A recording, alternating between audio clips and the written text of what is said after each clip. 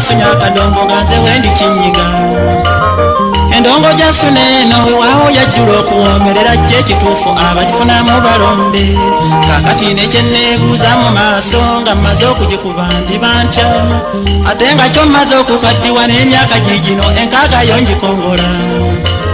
kale natandika ebidongo nga ndyawo mwasatu okusoma kunnanyiikira nasiimibwa okuweereza eggwanga ng'omuyimbi ebitundu byonnalambula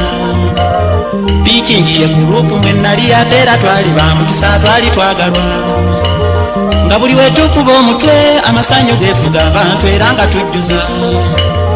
enduulu walaalaala obugalo bangi bakuba teekako okufuuyibwa